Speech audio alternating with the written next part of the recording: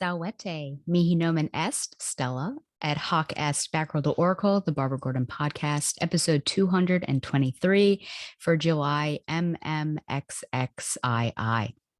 Batgirl the Oracle is brought to you by MileHighComics.com, your new and collectible comic book store. Mile High Comics has an inventory of over 5 million comics from the gold, silver, bronze, and modern age, and over 100,000 trade paperbacks.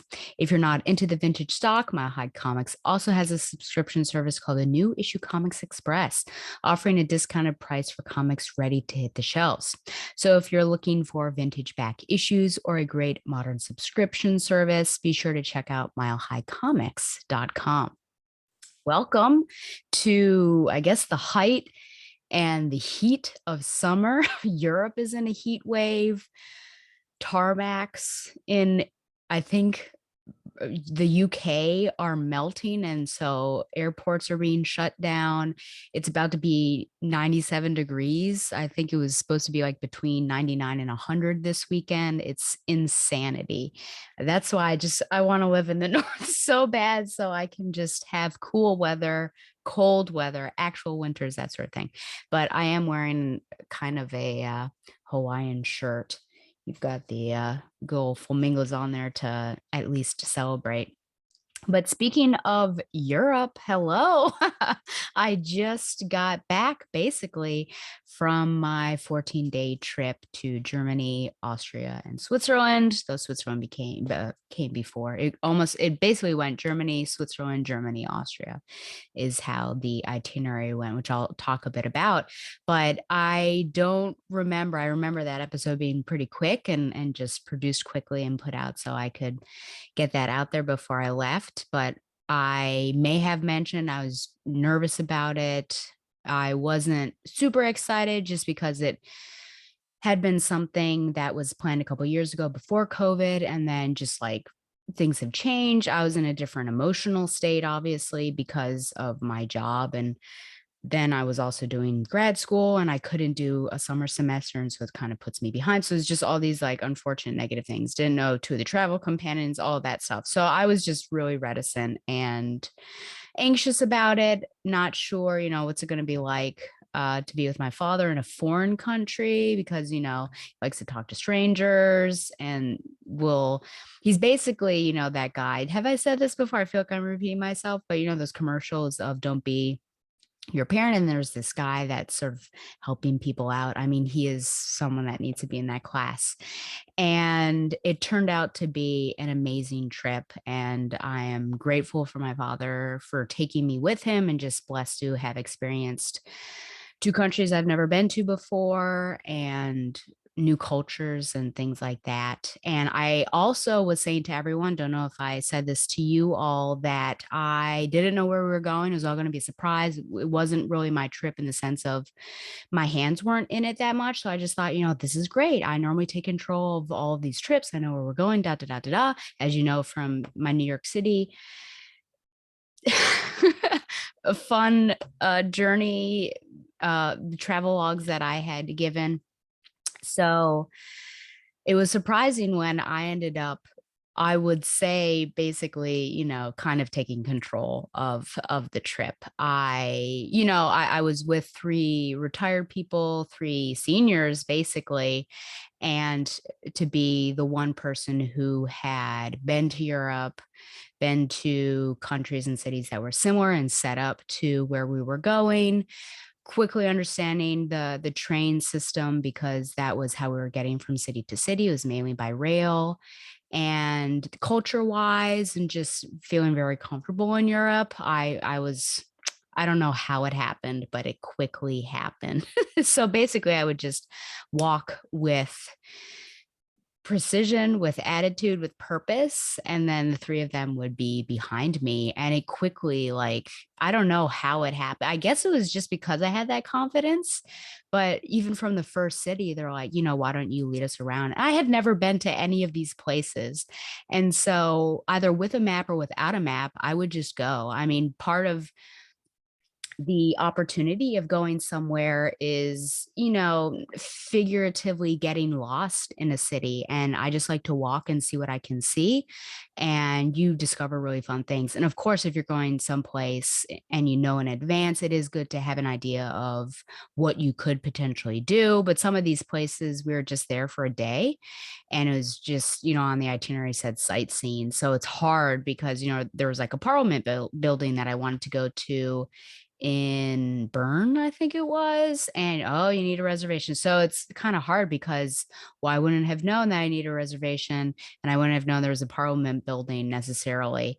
So until I had actually seen it. But yeah, I would just walk and I also have a pretty good sense of direction, as you know, my travel companions would tell you from New York. And so I would keep track of where we were going, which was interesting because there was one, I think it was Salzburg, Austria, where we were walking back to the hotel and my dad was like behind us. This was the end of the trip. So he should not have said that. So it did frustrate me a bit, but he said, "Does anyone know where we're going?" And I stopped and turned around. I was like, "Yeah, I know where we're going." So oh, it's very interesting. And yeah, I just love walking. And what's amazing in Europe is are the churches. You know what is amazing in Europe are the churches. The amazing thing in Europe is the churches. Yeah, I guess that makes grammatical sense. Anyways, which is really interesting because, you know, you can go obviously look around and the outside and the inside of churches in Europe are just really beautiful.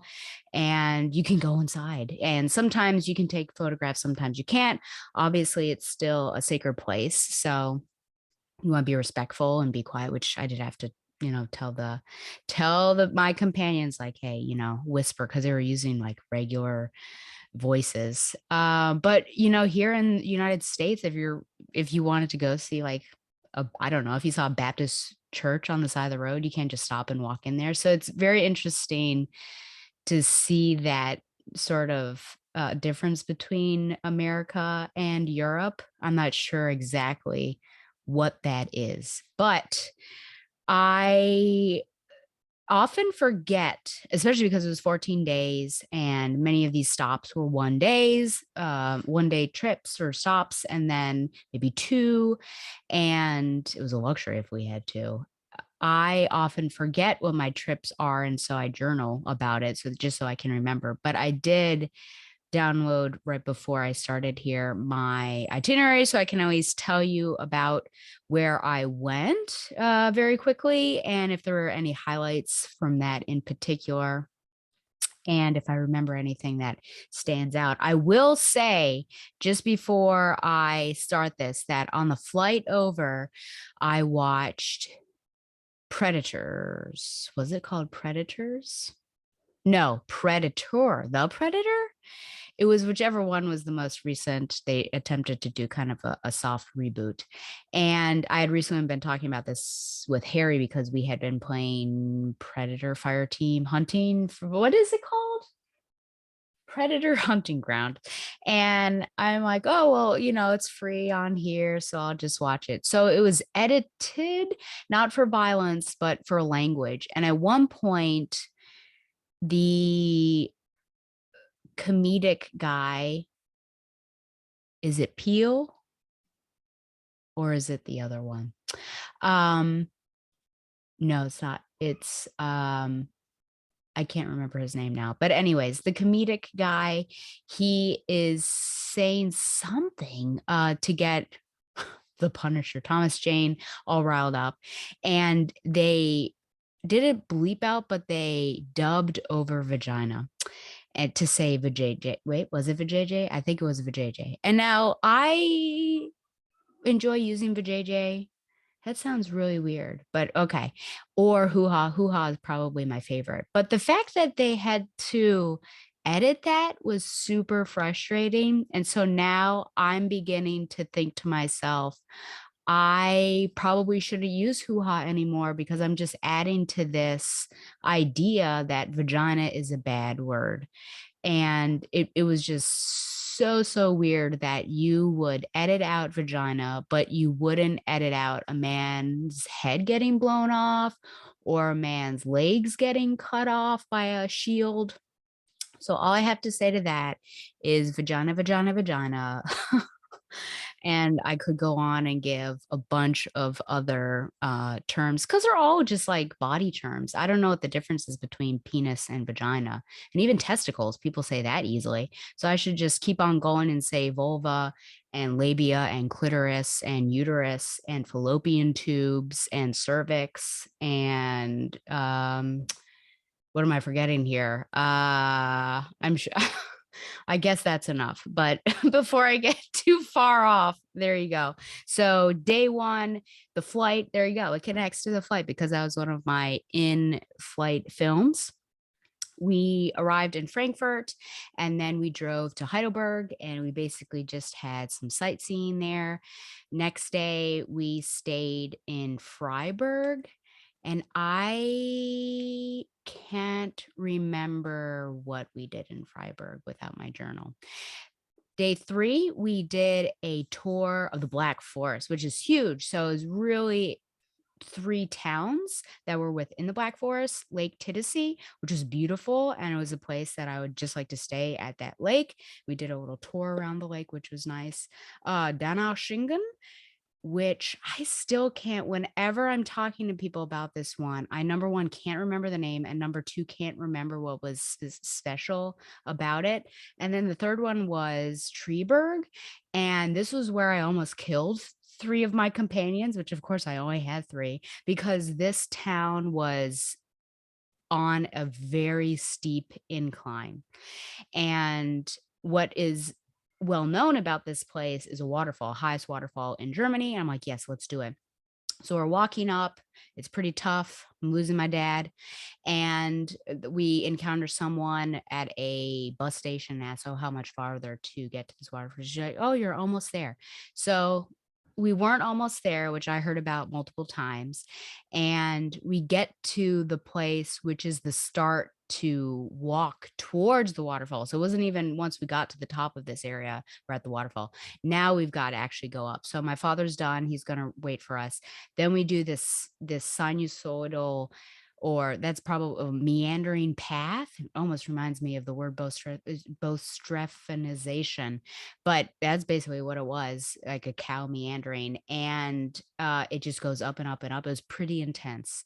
And we saw the waterfall, but I didn't know at the time that that was a waterfall. So my other two companions were like, okay, we'll wait for you. I continue going up, up, up. It gets really intense. And then I come out on a parking lot and I was like, what? Where's the waterfall? So then I come down, realize this was the waterfall. I think I had unrealistic expectations, perhaps they're realistic, because I lived in New York. I've been to Niagara Falls a couple times, so that's what I expect. It was beautiful, but once I sort of brought my expectations down, I was like, oh, here's this waterfall. Now I know why it's really high because this town is really high. We all survived, luckily. That one was actually really close in almost being a disaster because of some train situations. And I went to go ask, and he's like, this guy said, well, I'm about to leave, da, da, da, da, da, but the next train, is leaving in like 3 minutes or something. And good thing I went there because I was thinking, oh, I have to go to the bathroom. Should I go to the bathroom first or talk to this attendant? And I ended up talking to the attendant, and then I had to run over. I'm like, track 6. And so they all ran over and we made it. But that was an interesting situation. And speaking of language wise, we did okay. I mean, obviously German is the prime language of Germany, and then Switzerland, depending on where you are, you may have German or you may have Italian or French, and then Austrian and German over there. But English, you were to a certain extent able to find people that would be able to help you. So we managed okay. And if I stay in now, obviously Latin major, so the Romance languages are easier for me to figure out, especially Italian. I can do very well in Italy, but because those German hordes, we weren't able to get them under control. There's really no connection, but staying in a place for a while, I start to recognize words and get a sense of what's going on, but it's hard because then we left and then we came back, so you have to reorient yourself. But all that to say we were able to manage okay language-wise. We went to Bern on day 4. Day 5 and 4, I think Bern was where there was this huge storm that happened, and I think there were oh, yes, I'm remembering this now, okay. There was, like, a bear park in Bern, and there was a rose garden, and so I remember separating from them. I think maybe they were doing something else or maybe napping, which is another it was really kind of my father who let me go off on my own, so often like the first half of the day I would stay with them and then they would need a bit of a siesta or a rest and then I would normally go off on my own while they were resting. And that was just nice that I could do things of my own speed and also just recover from being with 3 other people for, a large amount of time. So it brought my energy back. So Bern, I went to the rose garden and then got some gelato and then went and sat down and there's this river that runs through Bern and people were not tubing. They basically just gave you, I don't know, this like floatable log and people were going just floating around. That river was running, and I was sticking my feet in there, and then, oh, it's starting to rain, reading my book. Papillon was my travel companion, and little drops, and then by the time I got near to the city center, full on downpour, and so there was really nothing you could do but run, and luckily, I had my rain jacket because I was prepared for this, but I had to put my book bag, like, inside and then zipped it up and then raced, and I was soaked, but that was a fun time. 5 and 6 were Interlaken, Switzerland, so beautiful. I cannot even talk to you about this. If you're following me on Twitter, then you would have seen stuff that I have posted, but it was just so beautiful. The lakes were so beautiful. You could have done I can't remember what it's called now, but there it is, the Jungfraujoch, the top of Europe, and that was actually where they shot some of Spectre, where James meets his lady love for the first time at that clinic or whatever, so you could go up there, but I was ill prepared. So next time, because I definitely wanna just come back and spend a week there, I will bring boots and a parka because it's winter up there, and it is the adventure capital of Switzerland. You can do parasailing, which we saw many of those, skydiving. There were zip lines. There's water raft. Like all of this is just like screaming for Stella to return and just spend an amazing time and just or relax at the lake, which would just be amazing. Lucerne, which there was an issue and that was because of the travel company, but we had some time in Lucerne and I'm trying to think. Well, I think we were just walking around in Lucerne. Zurich. Oh, Lucerne, we did like a little city tour on a little I don't know even know how to really describe it, but it's almost like an adult version of those trains that you see in malls for kids and it would go around and everything.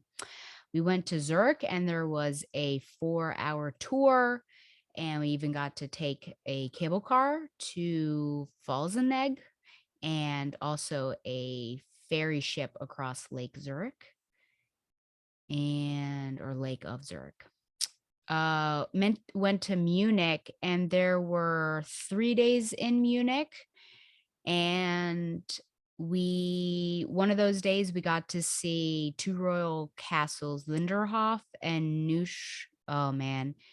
Neuschwanstein Castle, which were both Ludwig II's castles, and those were great. And the second one is, I think, known as like the Disney Castle or Walt Disney Castle, because that's what Walt Disney had seen and gave him the inspiration for what we see in the beginning of Disney. And the third day we went to Nuremberg, and this is just one of those examples of we just walked around Nuremberg. And that day I wasn't feeling too well, and I ended up staying a bit later in Munich. I separated from my group and then came a bit later to Nuremberg. But That one, because I'm only disappointed in that I didn't get to see and we didn't get to see any concentration camps. I think that would have been really impactful if we had been able to see one. I think that probably everyone should see something just so we can keep that memory alive that the Holocaust did happen. And then because of Nuremberg, I was interested in in the connection, obviously, to the trials and it being a center of Nazism. And those were like distant from the city center. So it would just involved a bit more planning. And then, of course, if you get there, what if you needed reservations? So that's just one of those things that had my fingers been a bit more within this pie, I think I would have done some more research on that. And I will say, I think it was on day 8, I guess, the first day we were in Munich, I found out that there was a football stadium very close by, farther away than I originally thought, which was for FC Bayern Munich, and I ended up going there and going on a tour, which that was it's the only time I'll complain about the transit system because the underground looked when I went in there because I knew what I had to do, it was like, "Oh, no, this is New York City," because it was one of the line that I needed was, like, closed off, and then I had to do all this crazy stuff, so then I was like, "Oh my gosh, I don't know, this is not gonna work out." So then I was running around, I'm like, "Okay, I need to find a taxi." So, luckily, I found a taxi because I went to a place that taxi ride was 50 euros, so that was expensive, I have to say, but the tour was very cool. I didn't get there in time enough for me to go through the museum and take my time, and so I had to kind of race through, but being on that tour was fun. I met someone from Uganda. We bonded over well, he was born in Uganda, but he and his family had moved to Munich, and we bonded over our love of Manchester City, which was fun. So just finding another kindred spirit and making friends, which was pretty cool. And yes, so after Munich, we went to Salzburg and we had a 4-hour Sound of Music tour and got to see the I guess the not all of the places where they filmed, but a vast majority of places that they filmed The Sound of Music, which is really interesting. It started to rain then as well. And then we went to Vienna and before I should say Salzburg, we were at the train station in order to go to Vienna, and 3 people passed, and one person that passed, and it's gonna sound really weird, but I, like, recognized her eyes, and I was like, "Oh my gosh, I think that was someone who is on the Austrian football squad and does some content for We Play Strong on YouTube." And if that was her, then I 100% know who the other person was with her that I know more so. It's just that I recognize this one person's eyes because they're just very striking against her tan complexion. So I decided, I guess, to channel my father, and I just thought, you know what, this is strange. I'm going to talk to strangers and bother people. Maybe it's an American thing to do, but what other time am I ever going to be in this situation that I can talk to some female football players and people that I respect? So I ended up walking over there. As I get closer, it was definitely Sarah Zadrosil, and it's one of those things where you get close enough, but at a distance. And so, like, Sarah had seen me and made eye, but just like still talking to her companions. And then because I hadn't been going and I was still like kind of awkwardly standing, then they all turned their attention, and I, apologized for bothering them, but just told them to keep up the hard work and thank them for their content on We Play Strong. And they were definitely on their way to the airport to go to the Euros. And good thing I didn't ask them. I should have said, "Are you going to the Euros?" But good thing I did not ask them whom they were playing first because they played England first, and England is certainly the team that I root for. So, and they did beat them. So that would have been awkward because I could have said good luck, but So that was just very cool to see. Yeah, Sarah Zatracil and Laura. I don't want to mess up her last name, but they're like BFFs, and I was very happy to see that they were BFFs in real life and not only on, I was going to say the TV, but the YouTube. So we went to Vienna and we had 48 hours in Vienna. And that's another city that you want to spend probably at least a week. So we were given a 48-hour card where we could basically use all transportation and gave you discounts also on museums and shops and things like that and theaters. And I mean, it's like a cultural capital of Austria. We were outside of the city, so we did have to take the underground to get there, but we ended up doing one of those big bus tours. So we got the red and the blue, and we did the red, got off a couple times to see some churches. And then the next day, like basically my dad was like, I'm done. And so I decided to go back and do the blue. And then I went and did a tour of Mozart's apartment. And that was a guided tour. And yeah, there's just so much there that it's just impossible to squeeze that in for 2 hours. And it was starting to get hot again because it was like hot in the beginning of the trip, and then it was temperate, especially in Switzerland. And then of course the rain helped, and then it just became hot again. And then that last day is when we went back home. And that flight I watched Scream, Blue Bayou, which embarrassingly I cried. Hopefully, you hope no one's like watching, and Days of Thunder. And I can't remember. I feel like I watched a second film on the way over, but I can't remember what it was. I remember seeing Black Swan was on there, and I thought, oh, I haven't seen that in a while. I wonder if it would impact me differently. But then I also thought, do I really want to watch Black Swan with my father next to me? And you know that people can see your screen. And also, why would you put Black Swan on there knowing a particular scene that happens? But that was my trip. I will also say that every time I go, I'm sure something will pop up that I've forgotten to talk about. But when I go to another place, and this is, I think, true anywhere. I don't want to look like a tourist. I think dress-wise, I'm gonna dress however I wanna dress, that's just me. But I don't really wanna have a map or a phone out, that kinda thing. I mean, sometimes you need to have a map out, but other time, yeah, just be confident in your knowledge, hopefully not in your unknowledge. But I sometimes think it's dangerous to look like a tourist because I think people prey upon those. And I am happy to say that I was successful because at least 3 times people stopped me and asked for directions, and one time it was in English, and that was like he just asked me, like, "Which is this underground going to da da da?" And I was like, "Yes, it is." And then 2 other times were in a different language, and one of the time, I mean, both of them, obviously, I asked, whether they spoke English.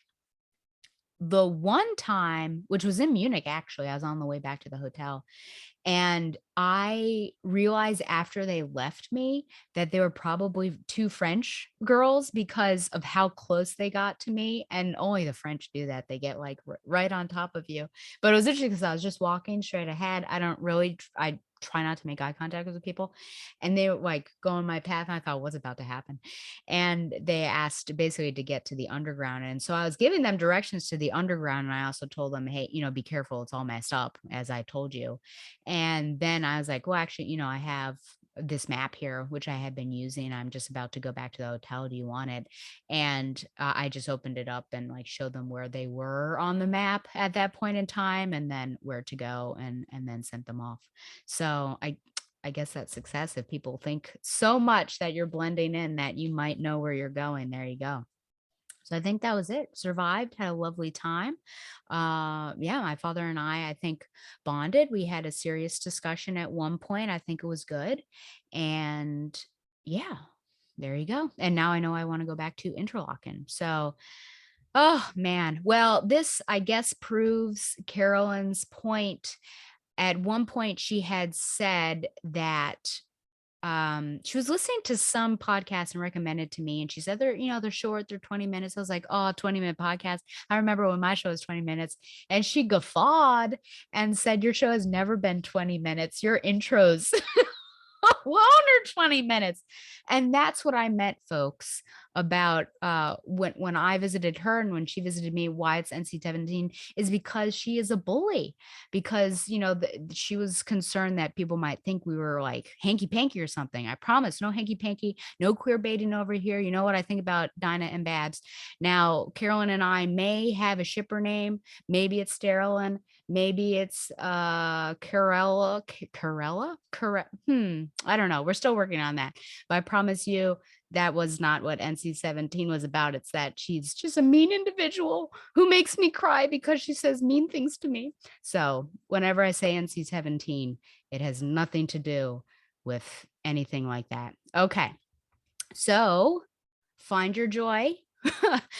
Shag's mac and cheese of comfort and joy. I have finished Stranger Things. I'm not a super fan of Stranger Things like I know a lot of people are, but this was the darkest season by far, but I was certainly intrigued. And it's also one of those things that you just need to watch very quickly or else you'll get spoiled because the Kate Bush thing was everywhere and Max floating in the air was everywhere.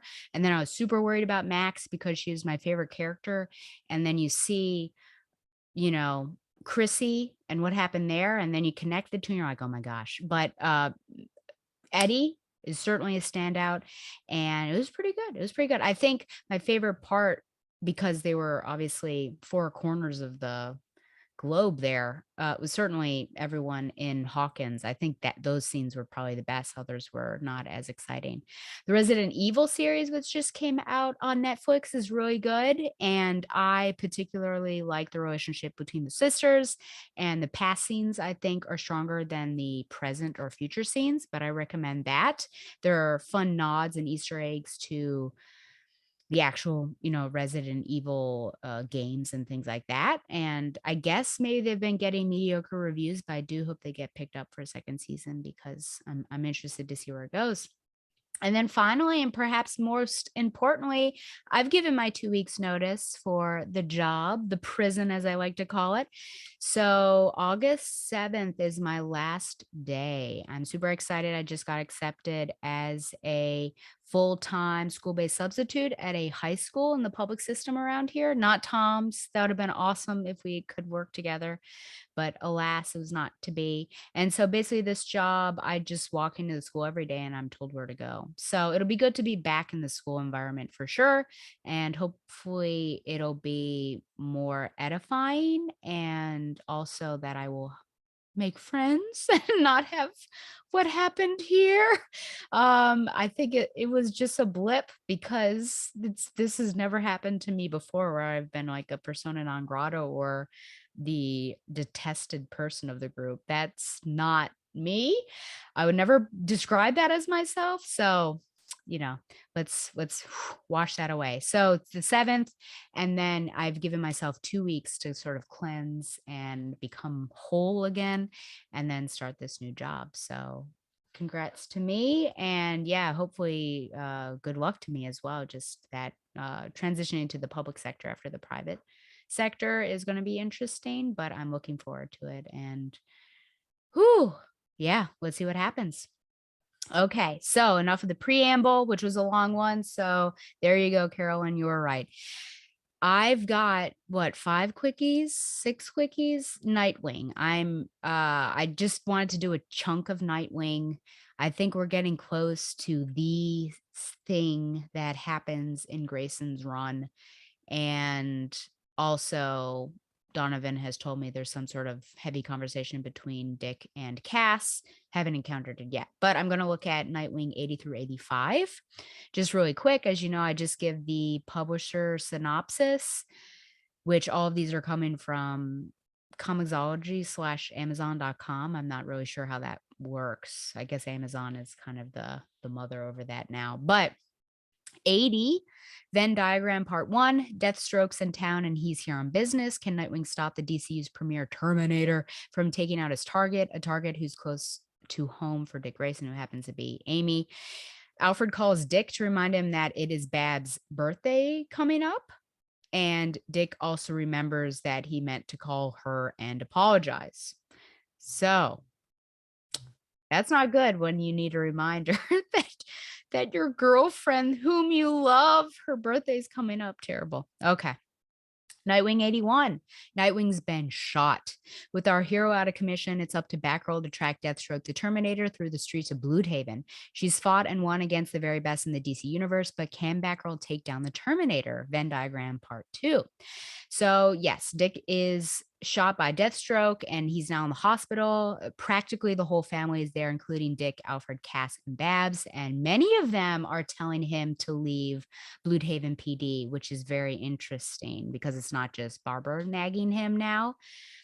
Dick gets Cass to do some investigating, obviously on who is supposed to be assassinated, and she ends up running up against Deathstroke and actually holding her own, but probably Dick should be fired because he told Cass to do this without Batman's permission, and Cass should be fired because remember, Batman told her to stay away from metahumans and people like Deathstroke. So I don't know what the tally is. If I had the ability / the energy to make these videos really poppin', I would have, someone or me, I suppose. It's not like I'm going to hire an editor, do a check mark of how many times each of these individual characters should have been fired by Batman.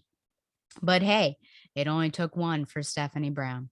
Okay, Nightwing 82. As Venn diagram concludes, Nightwing's been shot, but that's not going to stop him from trying to save his former police partner, Amy Rohrback. To rescue Amy, he's going to have to stop his old foe, Deathstroke, and no Babs in there. 83. Amy knows Dick Grayson's secret, but what will she do with that information? Will she turn her former partner into the Bloodhaven PD? Will she turn a blind eye to his nocturnal activities? Whatever the outcome, Dick's life will never be the same. So Dick has a tense phone call with Babs and tells her he got fired, and she's relieved because she doesn't want her boyfriend dodging bullets 24/7, which is strange. I don't know if hypocritical is the word. I don't think it is. Contradictory, perhaps, because she's okay with the dangers that he encounters as Nightwing. So that's a bit confuzzling. She hangs up, telling him to call her when he's rational. Guess that's one way to do it. Does he really not think Amy knows for sure he's Nightwing? He's considering like, oh, she probably doesn't actually know, right? It's a bit weird. He's even bleeding through his costume when they're both in Chief Redhorn's office. And so there's obviously a connection. Like, who else had this wound? Like, it's a very Spider-Man, Tobey Maguire situation where he didn't get clipped by that bike messenger. It was the Green Goblin, folks. Okay, 84. Did not shoot the deputy, part 1. Is an all-out throwdown between Nightwing and Tarantula as Dick Grayson tries to bring in Bloodhaven's newest vigilante for the murder of Chief Redhorn. Dick remembers to use proper grammar even when drugged. He uses whom on a phone call or a chip call, I don't know, with Babs. Babs pings in his ear and wakes him up after he's been drugged and is knocked out. And he reminisces about a time Babs, as Batgirl, threw a batarang and hit a tank of nitrous oxide and busted it somehow. And she says, that was a long time ago, in a sad sort of way, which is really interesting, but connects to 85 as well. But I guess when he's drugged, he gets nostalgic. And then 85, did not shoot the deputy, part 2. Somebody has to take the rap for the murder of Chief Redhorn. Will be Tarantula or Night-Wing with no GH, but an NITE.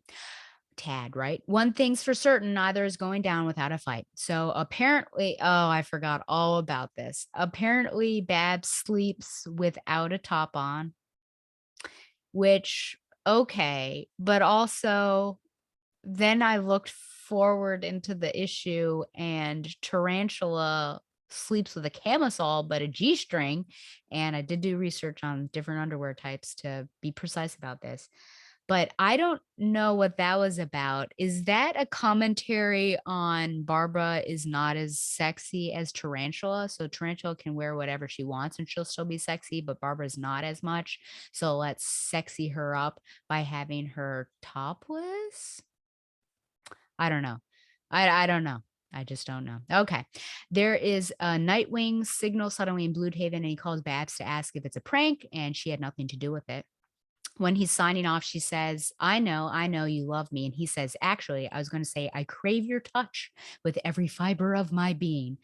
And she becomes self conscious and wants to verify that that's true, even with her not being able to walk, and checking that he isn't just reminiscing about the Batgirl days, which again connects, I think, to that. And art wise, is interesting because the shadow behind her shows her with her Batgirl cowl on. So crazy. He says she was so hot with the yellow bat on her chest, and Bab says, "Good night, Dick," in an icicle word bubble, which you know how much I love those. But yeah, just interesting dynamics here. Lots of stuff just being unresolved, I think, between the two of them. There's interesting tension and well, I don't know if interesting. There's tension, period. And that's not been worked out at all. She says, "I know you love me," casually, but I feel like, that's why I don't say it very often. I mean, I say it to my family members, but I don't just drop "I love you" or love to like my friends just very casually, because it just carries a lot of weight for me.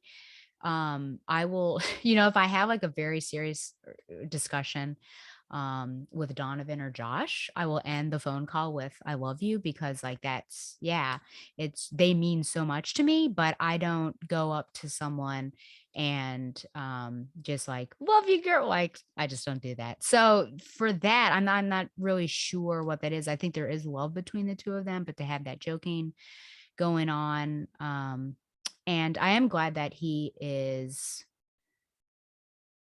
I was gonna say, boosting her self-confidence, but it's something more, which is one of the reasons why I think they are meant to be together, because she does have these days where she is down on herself and lacking some of that self-confidence, wondering not at only at her heroing abilities and whether she's doing what she needs to be doing and doing it competently, but also I think her physical attractiveness as well. And, why would this really attractive guy be with me? Which I've been there, certainly.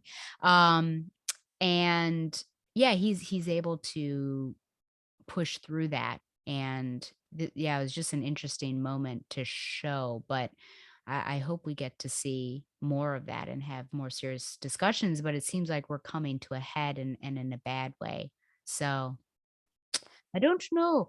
Also, I will say that he was heavily sexually harassed by a reporter. So I'm not really sure also why that kind of stuff is going on in this particular title, why Dick is just like a piece of man meat for every woman except maybe Barbara. I think, there's some flirting and stuff, but I feel like he's just treated like a commodity for some of these people, which I guess that's hypocritical because I treat him like a piece of man meat sometimes too.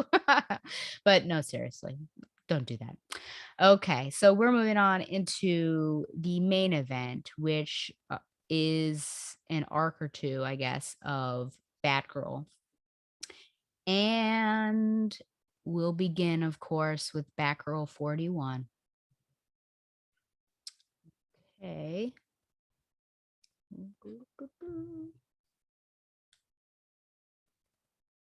Okay.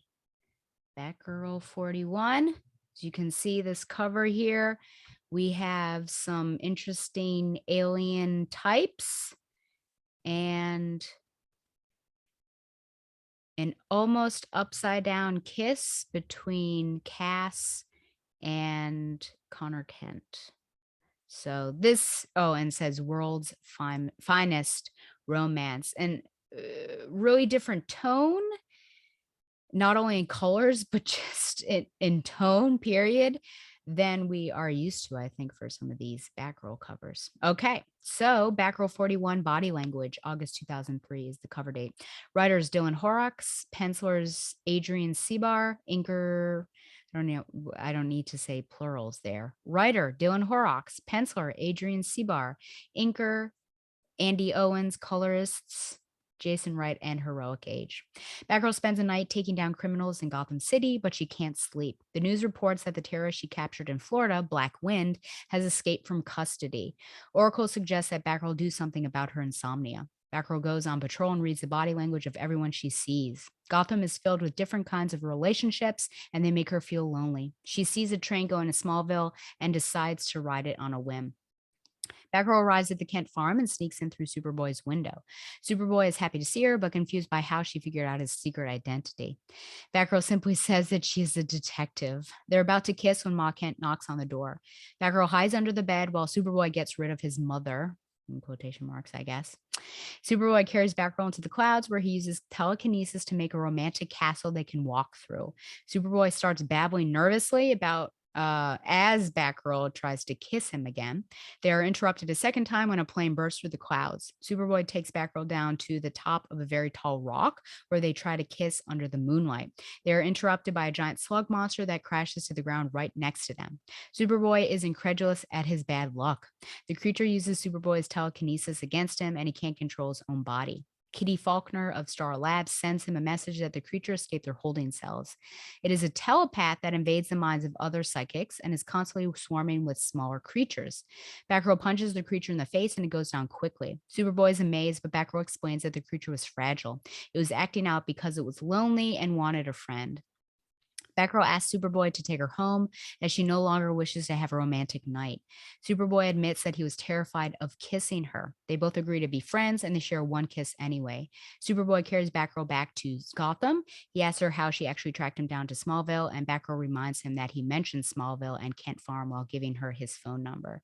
And Superboy laments that he cannot get the hang of having a secret identity, which of course Batman, I think, would be upset about. So I think for all of these, I don't have many comments on them. I am not as engaged with this current period of Cassandra Cain's Batgirl. I hope it gets back. And I'm trying to keep an open mind each time I open up a new issue, but just, full full disclosure there. So I will say that the art looks manga inspired, especially there were some scenes. Was it this one? Yeah. I don't know, I just feel like I'm looking at a manga or an anime, like, he isn't even as that, I'm pointing to it as if you can see what I'm pointing to, but he even has that sort of cross hatching, I don't even know what you would call it, on the temple that's either nervousness or anxiety, sometimes anger. So it just seemed, it's an interesting art style for sure. I do wonder how at the beginning Barbara knows that Cass is up. We see that Barbara has, I guess, installed a video feed somewhere in Cassandra's Batcave, probably on maybe Cassandra's computer. But I just wonder, like, what did it ping? Is Babs a voyeur? I don't know.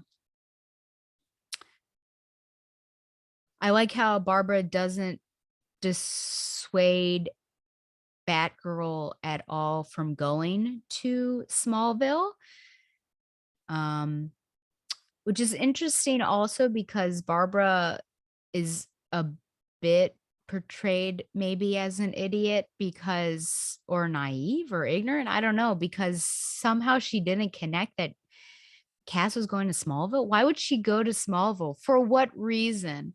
And then she's surprised at one point. I don't know if it was this issue or the next one that she was visiting with Connor Kent. I think it is this one because once she finds out Smallville, yeah, what? Why are you going there?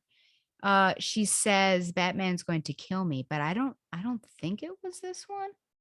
No. Okay. It must have been the next one potentially. So the quickest way to get Mama Kent out of his bedroom is to, let's see here, to talk about a potential sex dream that he had. So let's see what she asks what the bad dream was about. He says, no, actually, it was about a girl in a skin tight black leather bodysuit sneaking into my bedroom in the middle of the night. And then Mama Kent is like, well, that sounds like the kind of dream you best discuss with Jonathan, dear. And she's like, whew, she dodged a bullet there, which is funny because that does sound like a sex dream, even though it literally happened right there. That's what Cass did. It seems weird that Cass is the one that is consistently trying to put the moves on Connor. I mean, she number one came to his house, number two there are two different kisses, like just being very forward. I don't know, it seems out of character for both of them. Connor, I think, is the one, he was a big flirt, he would have been the one to be doing all of this, but he's the one who's super nervous. I'm not sure what's going on. I definitely think that she got a bit wrapped up in the body language that she was reading in Gotham, which a lot of them were just smexy body language. They were all, look at this, check me out, girls. I love this guy. I want you. I love you. I need you. I need you. I want you. I need you. I want you. I need you. So I think she was getting wrapped up and just like that creature at the end, feeling that loneliness. And she's just like projecting a great deal. And I think over she overcorrects perhaps and has this idea of if I want companionship, then this is the way to do it. And again, Barbara Gordon, where are you? And why aren't you educating her? But yeah, just very interesting. And so with the end and her understanding this creature and what this, he's lonely. I think there's a good lesson potentially. So hopefully she has a friend in Connor, but I do wonder, unfortunately, what sort of friendship. Yeah, she betrayed Steph. So what sort of friendships does she really have and companionships? And in the next issue, it's like her only friend is Batman and maybe Babs. I don't know if I would consider that a friendship. It's like a weird line there, but it's just not healthy. So I do worry about her. I think that's it. I'm going to give this a 7 out of 10 Bat Babes because that's what Connor called her. Okay, now on to the next, which happens to be Batgirl 42. And this is beginning an arc now. Ooh. We get to see the return of Black Wind and Dr. Death. Okay, so Batgirl 42, the cover, the color quality, and the style of drawing is similar to 41, but I would say the tone is back to what we are used to. We have Batgirl grabbing someone, and she's certainly in a flip. She's doing something dynamic. It's Dr. Death here with the gas mask on. He's got his own little concoction in the bottle.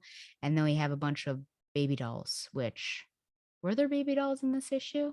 I don't remember. Okay, so this is Death in a Bottle, September 2003. Writer Dylan Horrocks, penciler Adrian Sibar, inker Andy Owens, and colorist Jason Wright and Heroic Age. Batgirl and Batman patrol Gotham City together. Batman asks if Batgirl enjoyed her vacation. She says that she missed this. Batman says, good. They bust a Russian mafia operation run by arms dealer Viktor Kulshenko. Kulshenko. Batman gives him an hour to leave Gotham, but he is in possession of a soda bottle labeled Dr. Death. Alfred tests this bottle and determines that it is a poison lethal enough to kill the entire city if opened. Oracle helps him track down the distributor. She's furious at Batman for turning Batgirl's recent vacation into a mission, but he insists that Batgirl never wanted a vacation in the first place. It was Oracle's idea. Oracle suggests that Batman is afraid to let Batgirl be happy because he's worried that she might turn away from her life of crime fighting. And then they scour the city for traces of Dr. Death. So yes, mom and dad are fighting again. Batgirl finds a label that says Dr. Death is holding an auction and gives the address. In the Gotham Clock Tower, Batgirl asks Oracle if she likes boys. Oracle explains her complicated relationship with Nightwing. Boy, it sure is. When Batgirl asks if Oracle loves the boy in one of her pictures, Batgirl reveals that the person she is talking about is Superboy. That's a weird connection. So yeah, Batgirl sees a picture of Babs and Dick and asks, do you like this person? Do you like boys? What's your relationship with him? And then Oracle is like, why are you asking? Do you like a boy? And then she said, yeah, it's Superboy. Okay. So Oracle does a spit take and mentions that Batman would kill her if he found out. So there, yes. How did you not know that she went to Smallville to see Kent? My gosh. Okay. Batman enters unannounced and says they have work to do. Later, Batman approaches Superman and tells him that Superboy needs to back off. Superman says that Batgirl and Superboy are old enough to choose their own friends, but Batman insists that he better pass on the message. So Batgirl strikes again. There is a massive auction held by Dr. Death in an abandoned warehouse. Dr. Death stands on stage in a gas mask, and the crowd is filled with terrorists and homicidal maniacs. The bidding reaches $10 million, and the winner is a Turkestani gentleman. Batman drops a bottle of Dr. Death into the middle of the crowd, and it shatters. Batgirl is on crowd control as the villains flee, and Batman takes down the man on stage. The bottle is harmless Diet Cola, but it causes the crowd to panic and flee. It's revealed that the man on stage was not the real Dr. Death, just a proxy Dr. Death hired. Dr. Death escapes the building with his high bidder, and Batgirl is responsible for letting him get away. Okay, we'll talk about this. Batman blames Batgirl, oh my gosh, for this and tells her that she's been slipping lately. Bat jerk. Batman says that she can stop being Batgirl. She doesn't care about it. And Batgirl is devastated hearing this. Give me a break. Donovan Morgan Grant, my chief bat jerk whisperer and hypocrisy. You need to explain what is going on here. Okay, Batman tells her to go home and get some sleep, and he also tells her not to take any more trips to Kansas. Okay, my bat jerk whisperer better be listening to this episode. Okay. So, yeah, my first question is, are Cass and Batman friends? I don't know. When I think of Barbara and Cass, the F word is not what comes to mind. I really don't think that's their relationship. I think it's mentor mentee. I think it's mother daughter. Maybe it's getting close to friendship, but I don't think that's it. Batman and Batgirl, I would say father daughter as well, but this is like, are they also friends? I mean, he's smiling.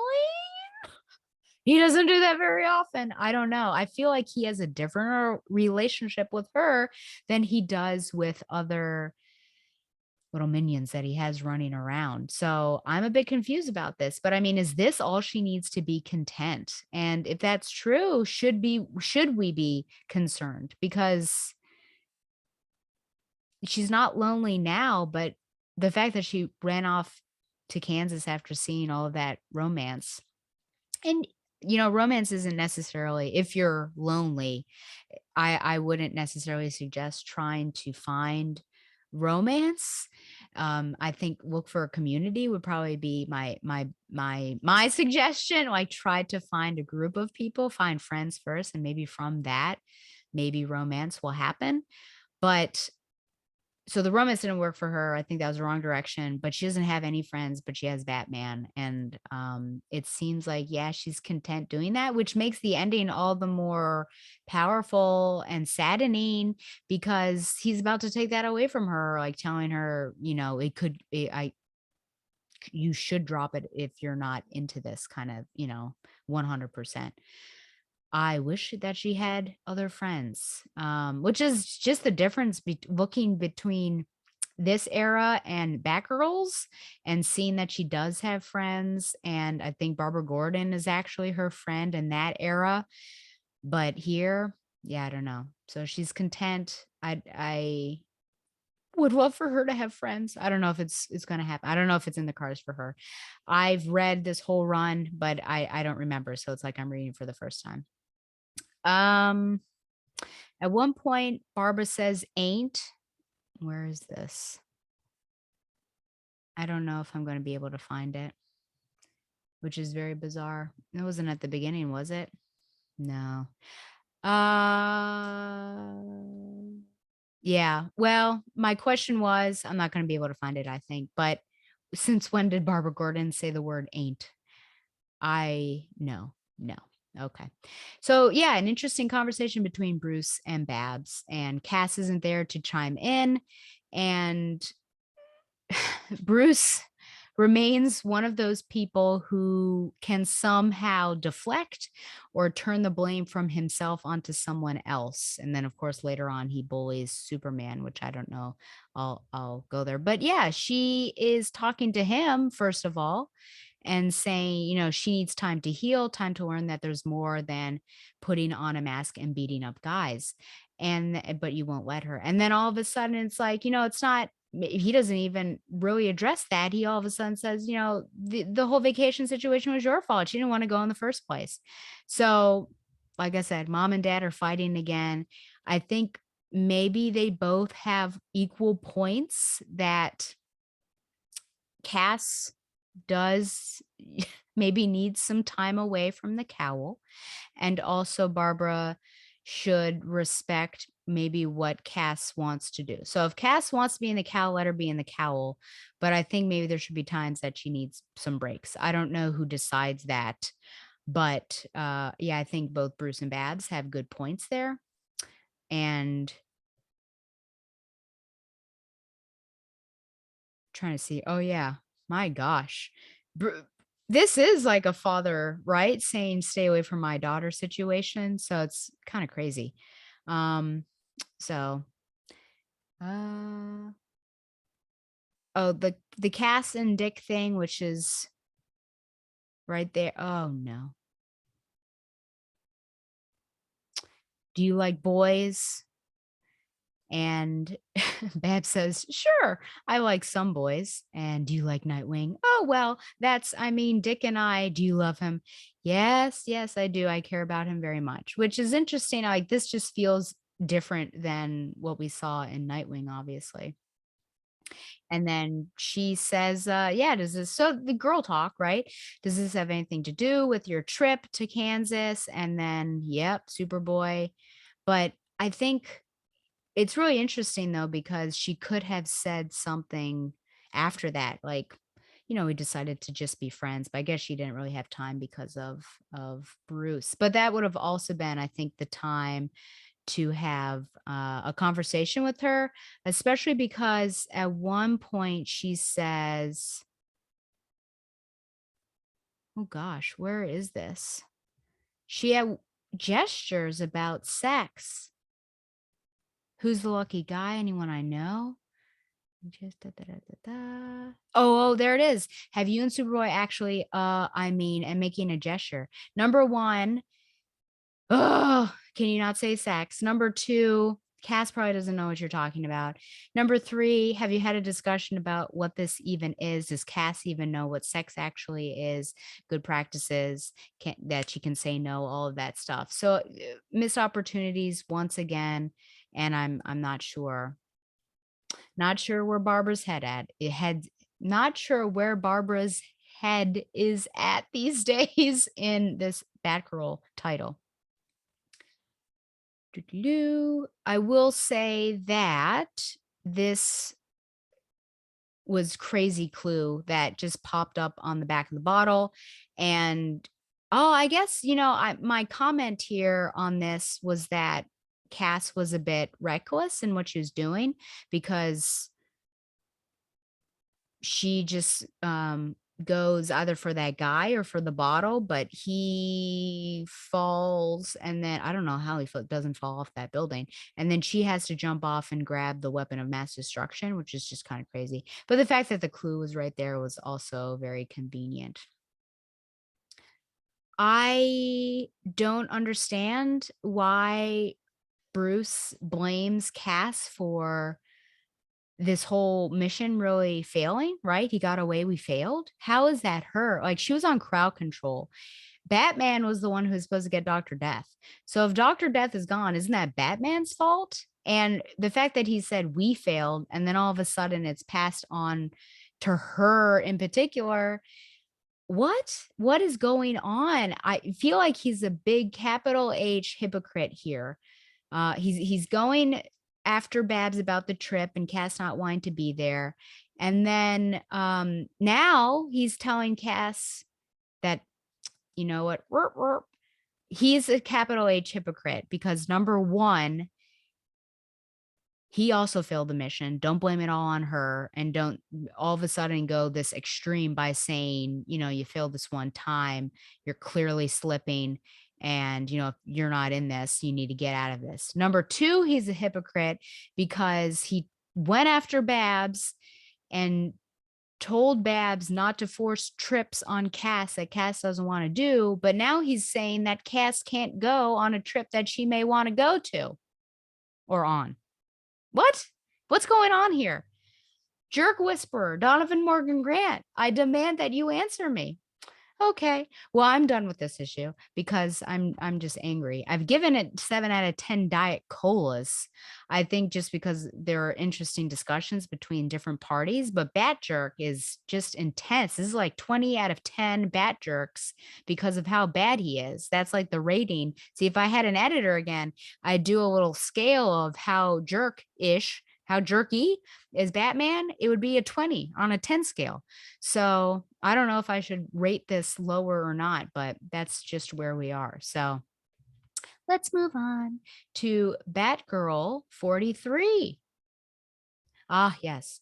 So this is a bit of a problem, in my opinion. This is a problematic cover because of what's going on here. So again, coloring, tonally, I think it's similar to what we have seen in the past, but she is where I asked if it was appropriation to my chief Tata correspondent, Carolyn, and she said, well, it depends kind of on the context and how's it being used, and which I could definitely see, right? Yeah, if you're in a land and you like this is the way to be safe and also respectful of culture, like absolutely.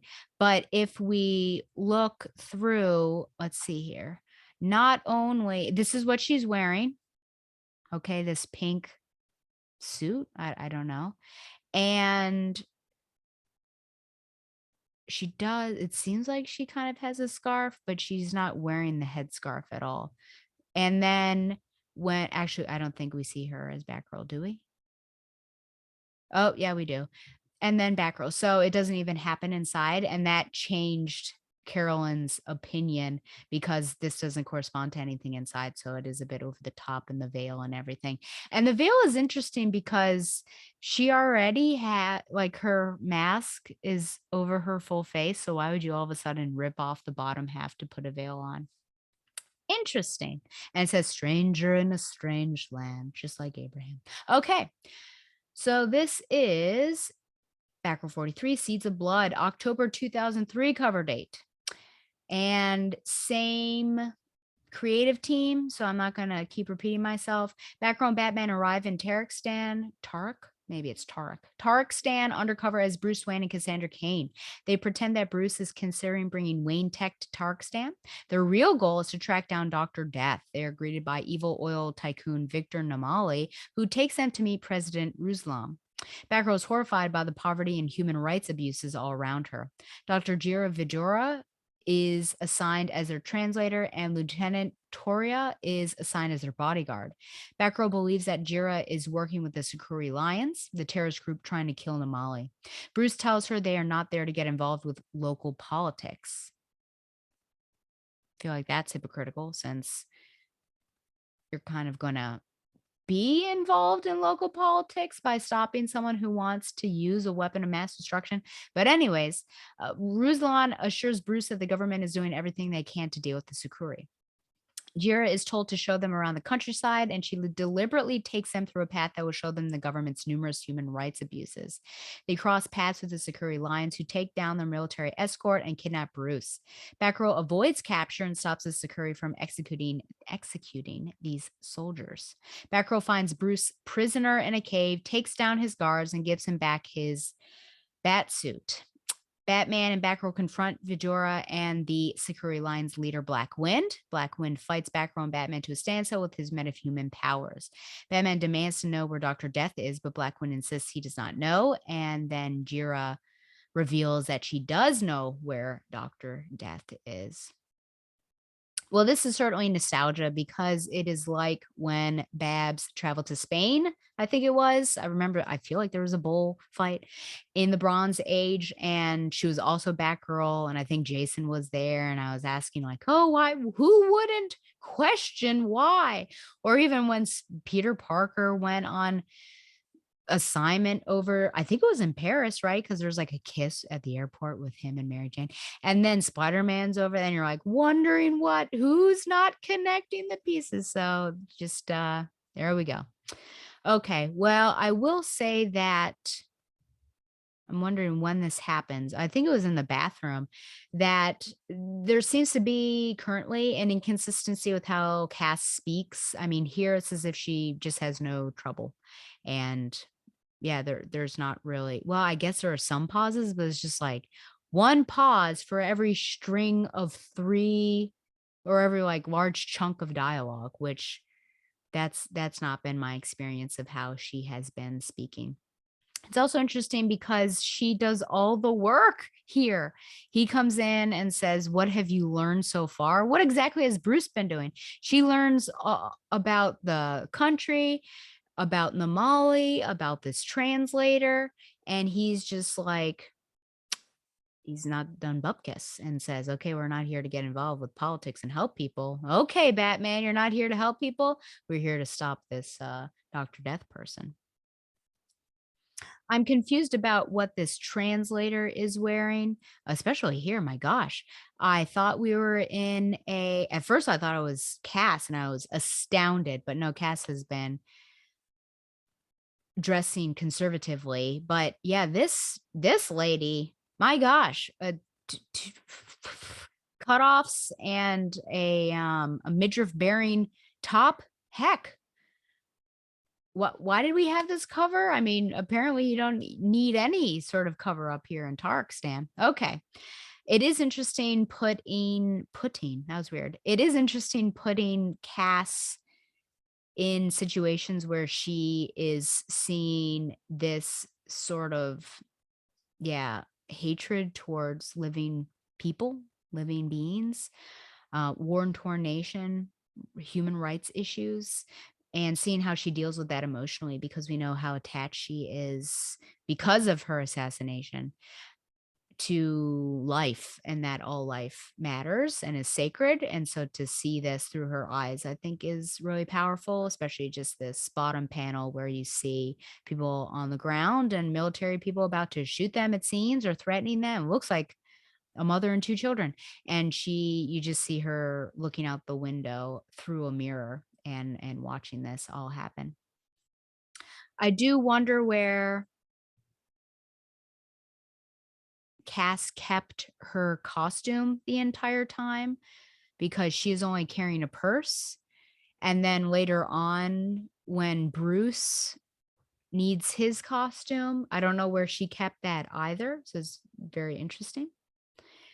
I also wondered if how they planned this, that Bruce would be kidnapped, but she would get out of that situation because it was very quick. I don't know how they communicated that, and that would have been interesting to see. I am surprised that Cass doesn't have more of a reaction when she encounters Black Wind again, especially since she was a bit shaken up by a mere TV story a couple issues ago, right? And, now they're face to face. So it is a bit strange.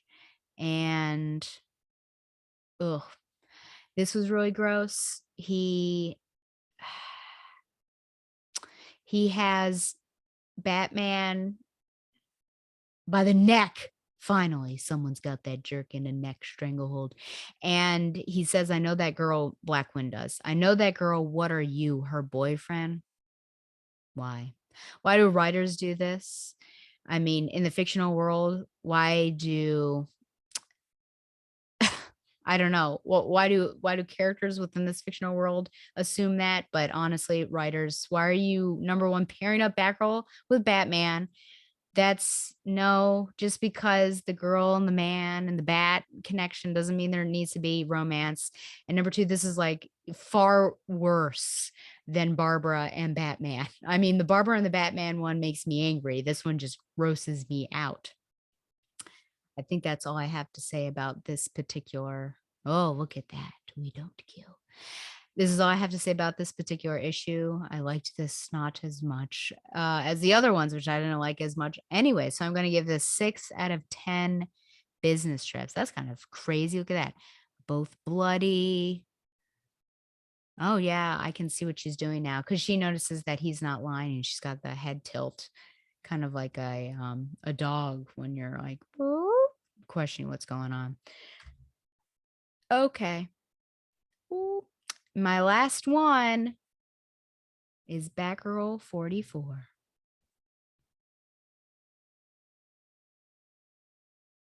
Harvest of Death, November 2003.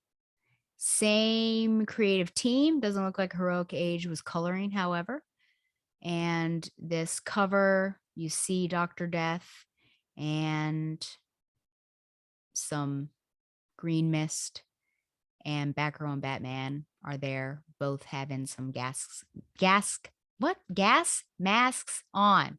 I feel like the longer I talk, the worse my speech becomes. Okay, Dr. Death delivers a presentation to the leaders of Tarakstan. His new biological weapon is capable of killing in seconds and compressing its victims into pure oil. He gives a live demonstration to President Ruslan and Tycoon Vilom Namali using local villagers. The entire room applauds loudly. Batgirl spends time alone with Black Wind, leader of the Sakuri Lion terrorists. Black Wind explains that he was taken away from his village at a young age so they could experiment on his powers in Moscow. When the Soviet Union fell, he returned to Tarakstan and found his village wiped out by the government. Black Wind tells Batgirl that to men like Namali, oil is power. To the Sakuri, oil is considered like a dark secret that should stay underground. They have a tradition of digging holes and whispering their secrets into them when they feel like they cannot contain a dark secret anymore. To demonstrate this, Black Wind breathes Yo vamo a into the ground, which means I love you. Black Wind expresses his feelings for Batgirl, but Batgirl resists. Batman tells Black Wind to leave her alone and threatens him. Batman devises a plan with the Sakuri to infiltrate Death's headquarters under the condition that the Sakuri do not kill. Black Wind reluctantly agrees. They launch a frontal assault, which forces Dr. Death to stop teaching himself how to play. What? This sounds so bizarre. I'm sure I read it, but I'll say it anyways. They launch a frontal assault, which forces Dr. Death to stop teaching himself how to play the banjo. Felt like I was just on drugs for a moment. Dr. Death releases his innocent test subject so he can kill everybody at once. The doors open and Batman is barely able to make it inside behind the soldiers. Dr. Death throws his poison into the crowd, but Black Wind manages to contain it with his powers. He uses his powers to burst into the compound, which helps Batman take down Dr. Death's private army. The poison is too much for Black Wind, and successfully containing it kills him. The country is safe, and Dr. Death is defeated, but Black Wind rains down on the crowd as oil. Bruce Wayne and Cassandra Cain leave the country together. Namali tries to convince Bruce to stay, but Bruce insists that he would never work with scum like Namali in charge. Before leaving, Cassandra digs a small hole and whispers Giovamo, yay, into it, and Bruce asks what she was doing, and she replies that it's a secret. And I should say that he contains the poison and was going to push it off on the soldiers and Namali, but Bruce says, no, we don't kill. And then he basically disrupts what Blackwind was doing and causes his death. I'm not going to lie. So, okay. Thank you to DC Wikia for all those synopses. I do wonder about this banjo playing and whether that actually oh, yep. There he is. That's not a banjo though. I will say that is a guitar. But anyways, okay. So it seems like we did skip things all of a sudden because we go from the previous issue where there's tense situation and Jira says, I know where Dr. Death is, to I guess they're allies and there's still some tension, but I guess everything's mostly okay. So I don't know why they do this. I guess we're just skipping maybe like they think it's unnecessary details or conversations.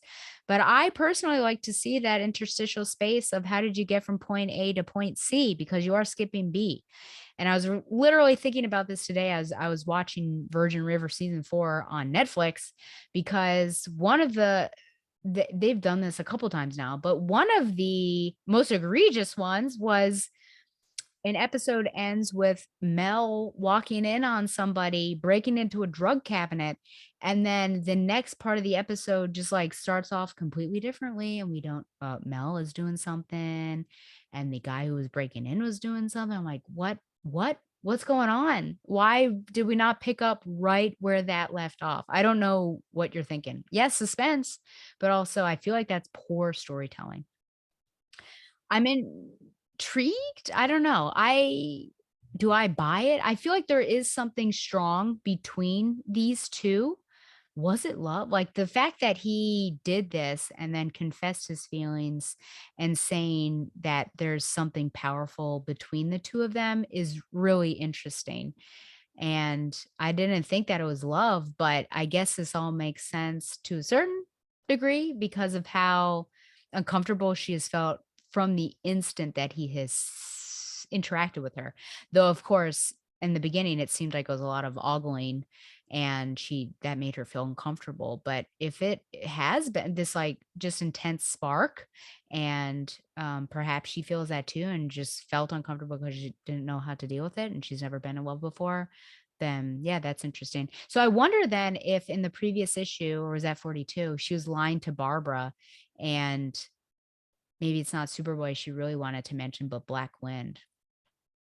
I don't know. Okay.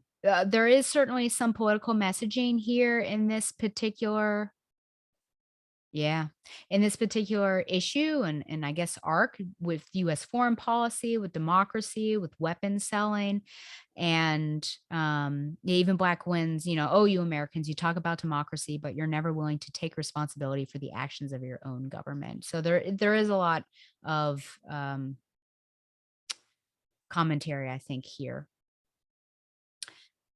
Bat Jerk is a colonist, I say, which is really interesting, because he tells Black Wind, no killing, and you got us this far, Black Wind, but from here on in, we do things my way. So it's just very interesting that even though he's in someone else's land and with another group, that it's his way and only his way. So I think that makes him a colonist right there. This door is a bit of a joke because they get locked in there and Batgirl runs out because Black Wind is still out there and he's trying to contain the poison.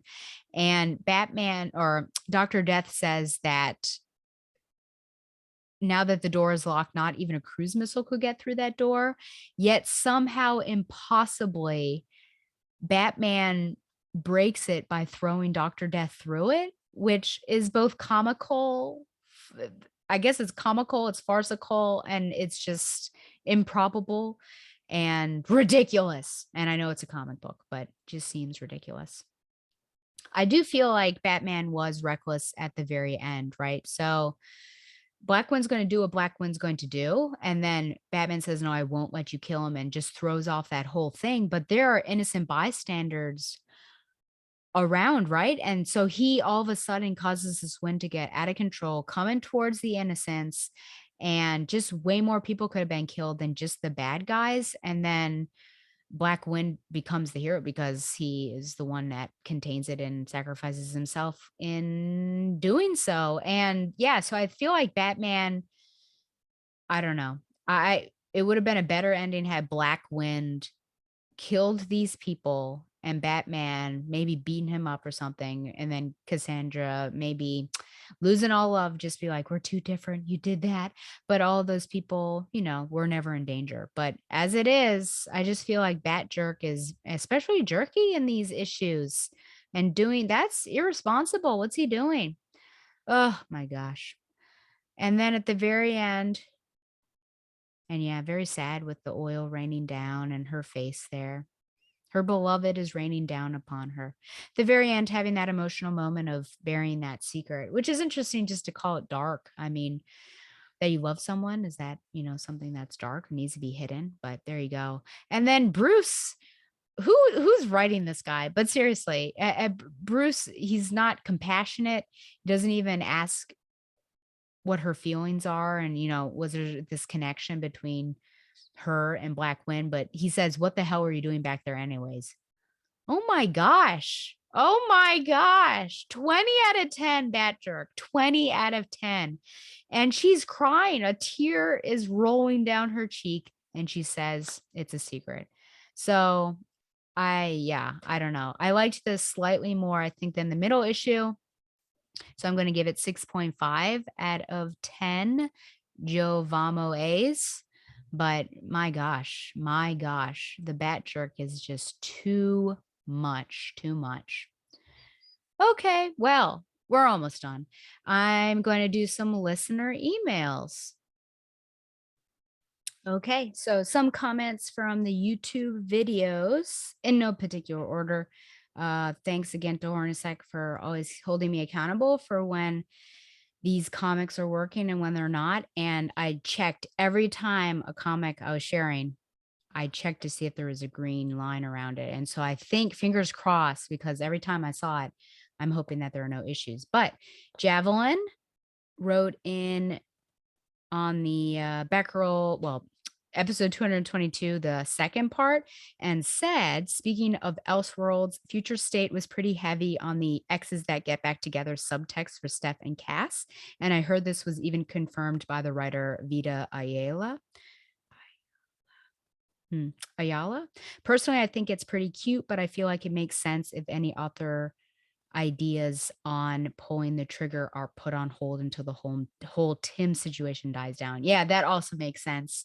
I think now that they've had that conversation between the two of them, that option is there. And I guess I am hoping for little buildup, like little moments of buildup, rather than like all of a sudden the next issue they are making out. I'd be like, whoa. We're at point F right now. Where was B through E? So I would yeah, we'll see. Again, I'm cautious about what that would be like, but my heart will tell me what I think after I see it. Okay. And then on to, there was that one. Looking for, this is always the hard one. Was it part 1? I know someone mentioned to me that I think it was this one. Oh, it's Hornacek, my good friend. Hornacek said Lena Luthor is the name you couldn't remember for the Caracorp ship, which is so sad that I could not remember who that was. I guess I forget sometimes, but if I ever forget Dick and Babs and those names, then you really need to be concerned for me. And then I just have one email, and it is from my former BFF, but I'll bring her back into the fold because I think her time and timeout has come to an end. I said that it would be a whole episode. So here we are. Okay. This is about BTO 222 as well. BFF Stella. Whew, way to power through those Gilbert Hernandez issues of Birds of Prey. I always forget about them, probably because I find them so unremarkable. I honestly find those last 2 panels of 55 to be unsettling. I never saw it as queer baiting, but always saw it as being more explicitly homophobic than that. It reminds me a lot of the gay panic jokes you'd see on TV in the late 90s, early 2000s. As a lesbian who was growing up at that time, those panels never failed to turn my stomach. That is a good point, almost as if it's like meta commentary, like, oh, don't call us gay, even though you saw that Chuck Dixon panel. That's not what we're about. And golly, yeah. It's been a while since I've seen, I think, a 90s TV series. Well, that's not true. I did watch Daria. But that was something that Tom and I talked about because we did a short little segment about Friends for Pop Culture Affidavit, and we talked about what aged well and what didn't age well, and those, like freaking out if someone thought the other person was gay or calling the other person gay or saying that's gay, like that stuff just has not aged well at all. So I can definitely see that that would be, I mean, I take your point for sure. And it's not like they were in an embrace, because I think maybe those are the ones that are more queer baiting. But oh, yeah. Hopefully things have gotten better now. I feel like the media that I have consumed that have either lesbian like subplots or the main feature of the story seem a lot better. But like, and people are, there's more representation obviously, and I think we're past that, oh, I'm not gay. What do you think? What do you think? Which is interesting, actually, as a little side tale, because in Invincible, as I've been rereading, because I'll talk about reading the compendium, they have a couple of those. Actually, every time that Invincible is carrying someone like cradling them, kind of like I guess you would if you were a man.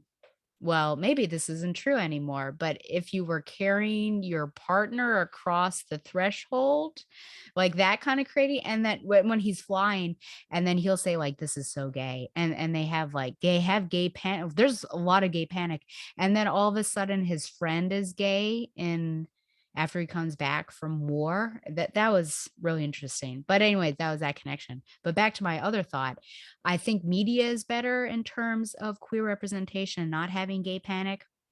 But I also think that it hits harder when when there is maybe gay panic, or if someone is using a slur, because if they're doing it, they're doing that intentionally. And I think it hurts far more now knowing what that impact is than before, maybe having ignorance and saying this without having education. Now we're educated. So if you're educated and you're saying that kind of crap, that's a problem. And I think it hits differently. But you can certainly tell me what you think about queer media currently, and whether you've encountered gay panic now.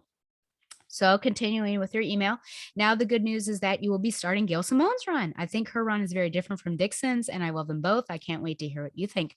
I'm looking forward to it. I'm excited to have a special guest on the next episode for the first arc of Gail Simone. So fingers crossed. As far as Batgirl's number 7, I hate that I hate that the narrator claims to miss me. I certainly didn't miss them. Though I have to say, in general, there seems to be less narration boxes in this issue. That being said, it would be a really interesting twist if the narrator turned out to be some other character we haven't been introduced yet. I'm all for Charlie. I miss Misfit. Maybe if I just pretend the narrator will be less grating.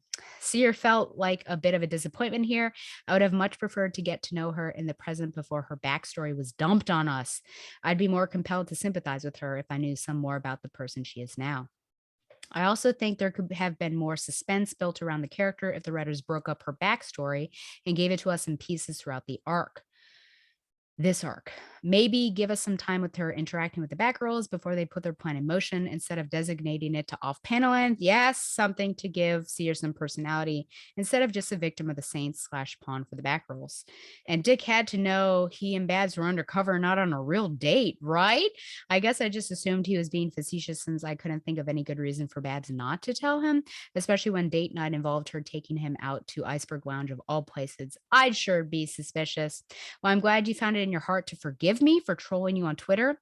I would have been sad otherwise. However, I can't promise I won't do something like that again. Safe travels, Shayna. Okay, well, I guess I'm on the lookout for future betrayal, Shayna. But yeah, Batgirls, I mean, you'll find out obviously in this issue. You've already read it, I'm sure, about their date. And with Seer, I 100% agree with you. And we still are kind of skipping things, and there is an impactful moment in 8. But yeah, I feel you there. But sometimes I miss those villains that don't need to be sympathized with, and they're just bad people. But I guess we're beyond that point. We're not really in black and white mode anymore. I think we're consistently in gray mode, which is fine because, of course, I love The Last of Us Part 2, and that's all about the gray. Ah, yes. Well, thank you for writing in. And remember that if you have any questions or comments, if you want to Batgirl explain why he's doing the things he's doing and saying the things he's saying over in Cassandra Cain's book, I would love for you to attempt to do that. And I think that's about it. This is run a bit long, I am sure. So I am, oh yeah, just write it in backrolltheoracle@gmail.com. There you go. Or post on the YouTube videos. I usually see them. And tweets get to me mostly. I'm not always on there, I have to say, but yes, I will. I'll see things. Okay, so I'm going to take a break. I'm going to go out in this heat. It's been saying there's a rain coming, but I have yet to see it. So I'm just going to go out a walking and see if I collapse from the heat. When I come back, I'm going to cover some modern quickies, including Nightwing. Apparently, it might give me an erotic thrill. I don't know. That's what my jerk whisperer has told me. And a full review of Batgirl's number 8. But first, Zayas's Radio Hour featuring Bad Reputation by Joan Jett. See you soon.